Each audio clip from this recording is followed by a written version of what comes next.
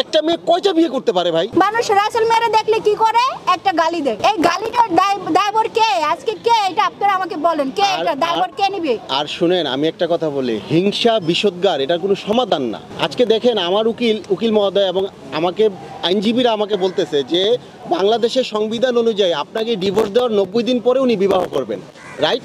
এটা হচ্ছে বাংলাদেশের সংবিধান অনুযায়ী এবং ইসলামিক আইন অনুযায়ী। আমার আশেপাশের আইনজীবীরা আমাকে বলতেছে আপনি একটা কাউন্টার মামলা দেন, কারণ আমি ওনাদেরকে স্পষ্ট বলে দিছি নো, আমি মামলা দিব না। আমার কথা হচ্ছে উনি বিবাহ করেছেন, ওনাদের দাম্পত্য জীবনের আমি শুভকামনা জানাইছি এবং আমি বলবো উনি আর বিয়ে যেন না করে, ওনাকে নিয়ে যেন উনি ভালো থাকে। একটা মেয়ে কয়টা বিয়ে করতে পারে ভাই? স্টপ, আপনি স্টপ হয়ে যান। আপনি ওনাকে নিয়ে, আপনার 2টা বাচ্চা আছে, আপনি সংসার করেন। ফার্দার কয়দিন পরে যদি আরেকজন দেখা যায় তাহলে তো আপনি ঘর থেকে বের হইতে পারবেন না। আমি প্রায় বলি 97% মুসলমান কিন্তু এখানে ইসলামকে হিট করে, ধর্মকে হিট করে আপনি কিন্তু রাস্তায় মানুষ চলতে পারে না। সেই জন্য আমি বলবো আমি আপনাকে কোনো হামলা মামলা বা অনেকগুলা দিতে পারলেও আমি কোনো কিছুই দিব না। আমি কাজ করব, আমি আমার মতো চলবো, আপনি আপনার মতো চলবেন। আপনি দেখেন আমি কিন্তু এখন আমার গ্রামে থাকি, আমার উপজেলা বাঞ্ছারামপুরে। আমি আপনাদেরকে একটা কথা বলেছিলাম, উনি যেই জেলায় থাকবে আমি ওই জেলায় থাকবো না, আমি আপনাদেরকে বলেছিলাম। এবং আমার মা একই কথা বলছে যে ও ঢাকায় থাকা দরকার নেই। আর আমাকে একটা কথা বলে, আমার বাবা মা নিয়ে সে একটা কথা বলছে, আমার ভীষণভাবে কষ্ট লাগছে।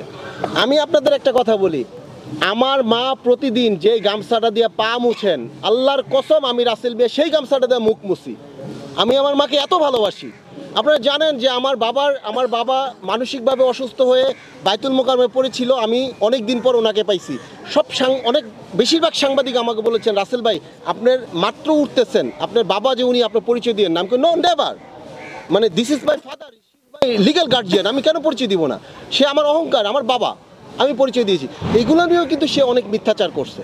সর্বশেষ আমি আপনাদের মাধ্যমে এটাই বললাম, আপনি সংসার করেন, আপনার জন্য দোয়া, আপনি আর মানুষকে নিয়ে হয়রানি করেন না। আজকে আমার জীবন নষ্ট করছেন, ধরেন ফার্দার এই যে আপনি সাংবাদিকের কথা বললেন, তার জীবনটাও যদি নষ্ট করে, এরকম করে আরেকজনের জীবন যদি সে নষ্ট করে, এভাবে তো পরিবার নষ্ট হচ্ছে। আমি 17 দিন জেলে ছিলাম, আমার মা 17 দিন গেছে। মানে আপনি চিন্তা করেন, আপনার মা যদি 17 দিন জেলখানায় যায় আপনার কাছে কেমন লাগবে? আমার কাছে তো 17 বছর মনে হয়েছে। এবং আমার জামিন যেন না হয়, সে যুব মহিলা লীগের আরও কত পলিটিক্যাল লোক দিয়ে, সে তো যুব মহিলা লীগ করে, পলিটিক্যাল লোক দিয়ে আমাকে জেলখানায় যেন আমাকে অত্যাচার করা হয়, কিন্তু আমাকে পারে নাই, কারণ জেলখানায় যারা কয়েদি ছিল তারা আমাকে ভীষণভাবে ভালোবাসছে। এবং জেল সুপার যিনি ছিলেন উনি আমাকে বলে যে আমি আপনাকে ব্যক্তিগতভাবে চিনি, আপনার সব কিছু আমি জানি, আপনার কোনো প্রবলেম হলে আমাকে জানেন। আমার কথা হলো আপনি তো শুধু একজন রাসেল মিয়াকে কষ্ট দেন নাই, আপনি আমার মাকে কষ্ট দিয়েছেন, আমার অসহায় বোনটাকে আপনি কষ্ট দিচ্ছেন। ভাই সবচেয়ে বড় মামলার কথা বললেন, গত নভেম্বরে তার যখন বিয়ে হয় সেই কথাটা কি আপনি জানতেন? না আমি জানবো কেন? আপনারাই তো জানতেন না। আমি তো জানবো দূরের কথা, আপনারা সাংবাদিকরাই তো জানতেন না।